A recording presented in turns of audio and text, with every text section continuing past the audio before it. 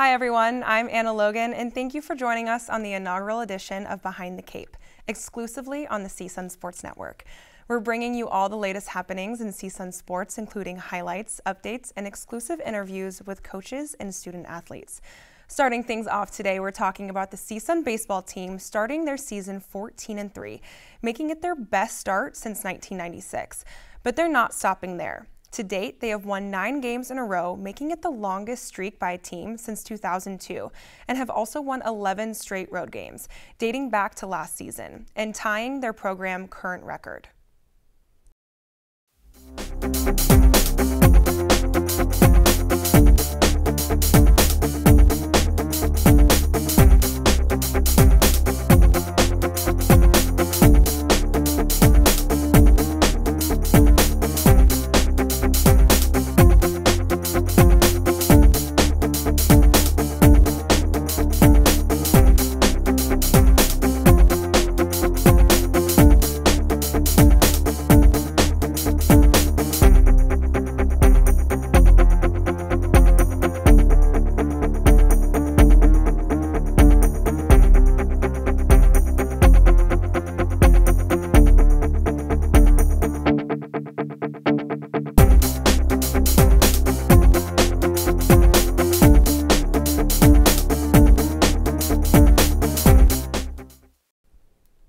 And be sure to keep your eye on Fred Smith, who currently leads the nation with 33 hits.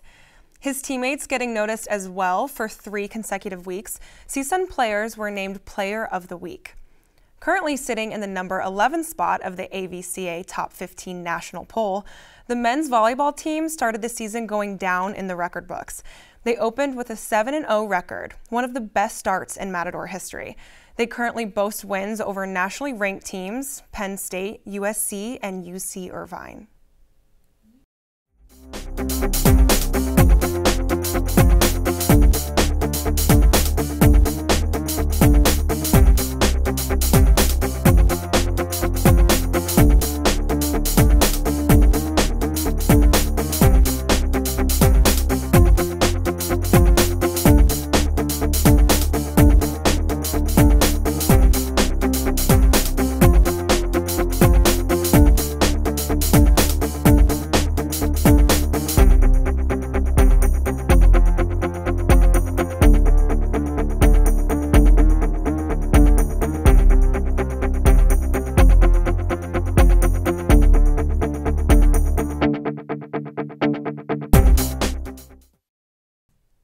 Freshman Dimitar Kalshev is off to a great start in his CSUN career.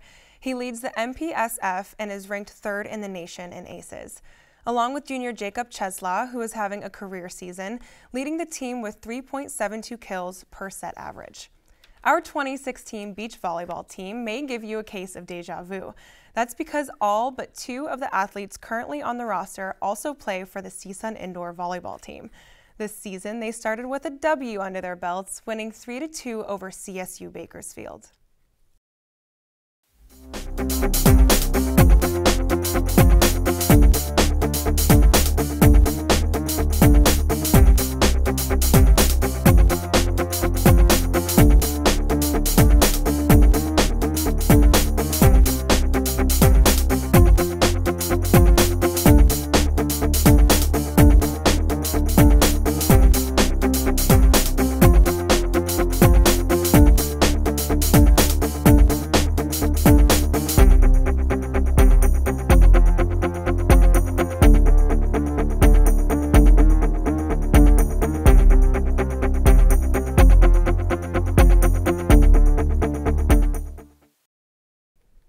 And you don't want to miss any of the action this season. CSUN will be hosting nationally ranked teams UCLA, Long Beach State, and Loyola Marymount very soon. The women's water polo team recently hosted a tournament with Redlands and Harvard among some of the invited teams. They're 6-12 this season with 8 players that have each scored double-digit goals this year. Sophomore Madeline Sanchez has had a breakout year, leading the team with 37 goals.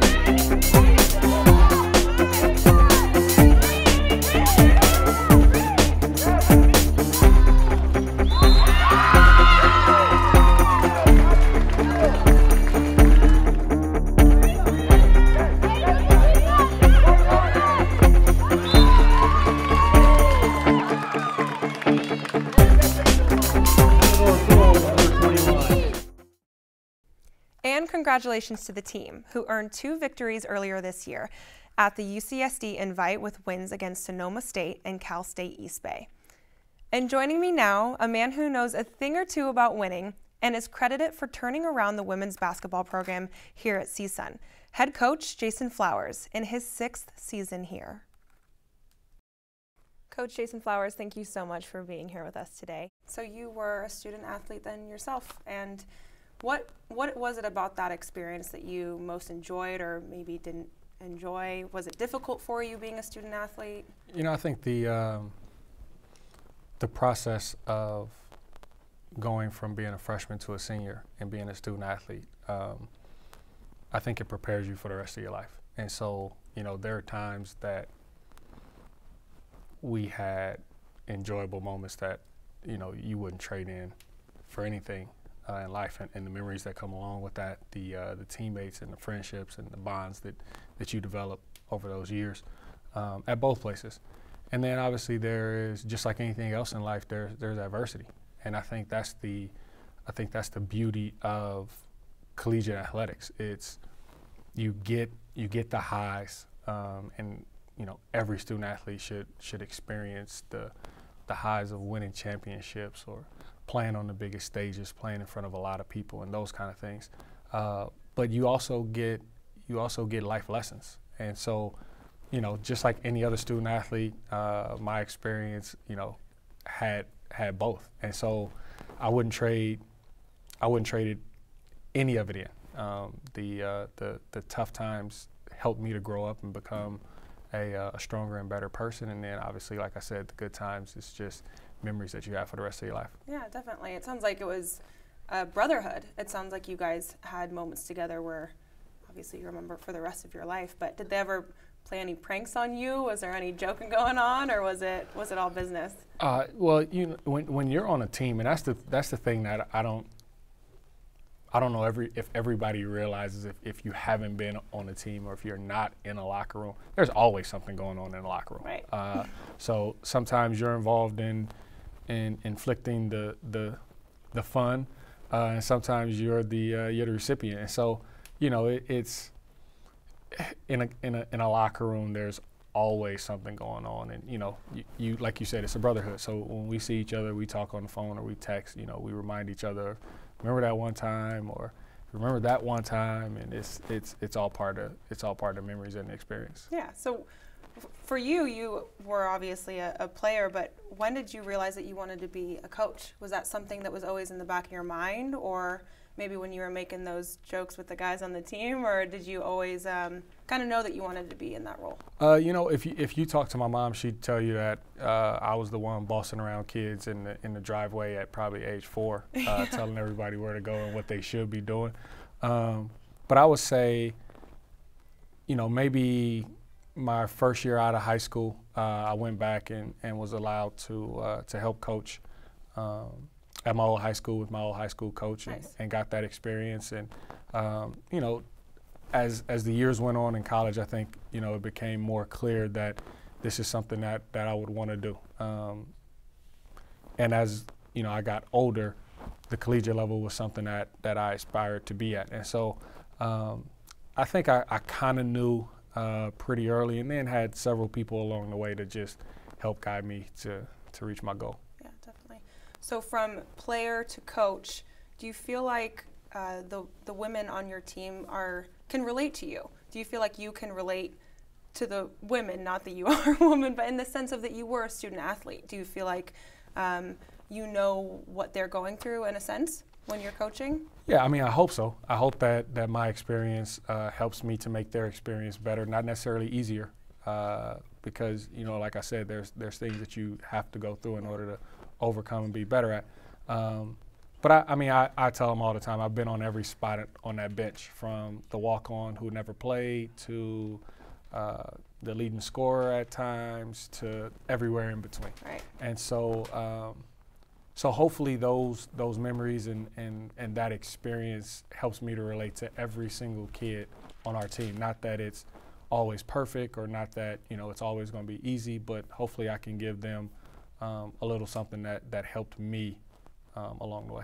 Yeah, definitely. And you actually ended up helping them as well because you were named actually the Big West Conference Coach of the Year 2 seasons in a row. You single-handedly kind of turned around the Matadors and helped them win more than a few games. So what does that title specifically mean to you? I think it means that I didn't single-handedly do anything. When you're fortunate enough to win an award like Coach of the Year, to me it's really Staff of the Year, it's Program of the Year.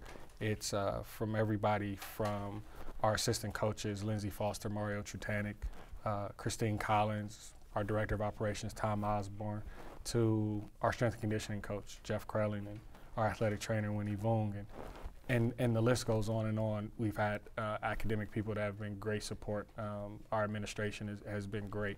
So with us, it's not just, it's never about just one person. So it was never about me. I didn't do anything except my portion, and a lot of other people did their portion. It took, you know, cumulative effort to get the program to where it is, and you know, we strive to be even better, and so we're going to continue to work. But it's definitely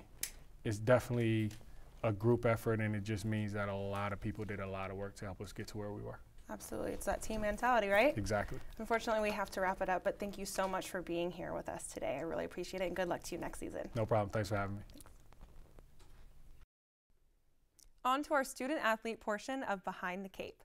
Kendall Smith of CSUN's basketball team previously spent time at UNLV.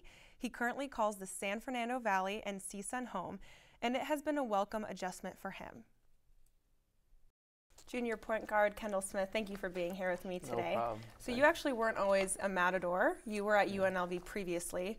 How was that coming here? Tell me a little bit about that adjustment for you. It was a little different. Obviously, the conferences are different. You know, the fans are a little different. Seating-wise is different. So it's definitely an adjustment for me. But, I mean, the fans, the team, coaches have definitely embraced me and kind of made me feel welcome. So it's a good experience. Yeah, definitely. We're in the Valley. It's hot here. It's hot in Vegas. Which one is? Definitely which one's Vegas. hotter? Definitely Vegas. Vegas? Probably a lot hotter. Get to like 110, 115. You know, summertime. So Vegas is totally different from. Gotta from keep the Valley, hydrated. for sure. Oh, definitely. Yeah, absolutely. So you grew up in San Francisco. Yes. Yeah. And then you went to Antioch for high school. Yeah. I just want to play a little game of Guess Who This Is, okay? Here we go. Ranked top 100 recruit by ESPN.com. Me. That's you, huh? How did that feel? So you were ranked, top 100 by ESPN.com as a senior. How did that make you feel? I mean, I tried not to really like focus on like the rankings or whatever in high school. I just wanted to help my team win. That's how I am today. Like, CSUN is not a top 25 school in the country, but you know, we're a Division I basketball program, and you know, we can make it to the tournament. We got a great group of guys here, so I don't focus on like the rankings and like the status of like what school I'm at or like, you know, who I am. Like, I just focus on winning. That's my main priority every night. You know, I just want to win. You focus on the game. Yeah. When did you decide that that game was for you? Was it in high school? I mean, it clearly was in high school, but was there a time before high school where you played? Or? I mean, growing up, like, I always used to be the kid, like, I had to have a basketball jersey on. Like, my mom would tell you, like, I wouldn't even go outside if I couldn't have my basketball jersey on. I used to sleep with a ball, so, I mean, I think from birth, it just was something I knew that was going to be a passion for me. It was like your first girlfriend, kind of? You, like, slept with the ball? Definitely my first and probably only girlfriend for a while. So let me ask you this, because I know I've heard this saying a bunch of times, that athletes want to be rappers and rappers want to be athletes, like the two are kind of go hand in hand. Is there someone that you look up to that you kind of like want to be or like in the rap emulate? in the industry? Absolutely. I don't want to incriminate myself. You won't incriminate yourself. It's just you liking them or wanting to be them in a specific way. I wouldn't necessarily say there's anybody I want to be, but I feel like I kind of like Future, like what he went through with like losing a girlfriend and like being heartbroken at one time. Like I was heartbroken, and you know, I lost a girlfriend at one time.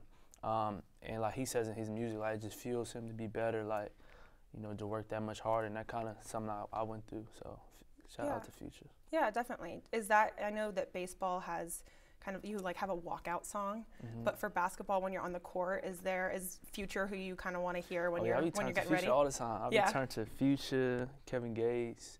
I listen to a lot of gospel music too. Very nice. Anything that like the beat, if it's bumping, like I'll rock with it. Nice. So kind of transferring over here, you have you're going to be studying, or you are studying right now, communications, correct? So is that something that you see yourself doing after you graduate? Definitely. I love to talk. I'm like the most like talkative but like quiet person. Like if I didn't know anybody here, like I'd just be like quiet or whatever. But like when I'm around my friends, like I really like to talk and engage in conversation. Like I'm a huge fan of like intelligent conversations. Like I love to learn and you know, I'm just like I don't know, like I just love to learn. Yeah, definitely. So communication was definitely something like when I got to college I wanted to pursue, because I knew basketball obviously, you know, at some time is going to end, you know, hopefully, you know, further down the road than sooner. But with the communications degree, I can do so much with it. You know, it's so broad. If I wanted to, you know, be a basketball journalist or, you know, cover the daily news, like I know I could do that. So. Yeah, absolutely. You're being versatile, right? Yeah. You're able to be a basketball player and student athlete. That's the whole definition of it, right? Definitely. That's great. No, so do you see basketball potentially in the future? I know you have your senior year coming up. Is that something? Definitely basketball is my plan for the future, but like I said, you know, I just kind of put my future in God's hands, and whatever my path is, I think it's going to kind of find me, and I'll definitely be ready for it. Absolutely. I no doubt in my mind that you'll get there and you'll be listening to Future on the way, right? Future, yeah, all that. That's all the time that we have today. Thank you so much, Kendall Smith, for joining us. Thanks for having Appreciate me. it. Thanks for having me.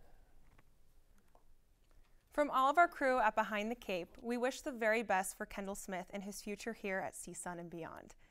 Well, that wraps up the first edition of Behind the Cape. Thank you for tuning in today, and we hope to have you join us again in the future. My name is Anna Logan, and for the entire crew of CSUN students that made this production possible, thanks for watching, and we'll see you on the next episode of Behind the Cape. Have a good one.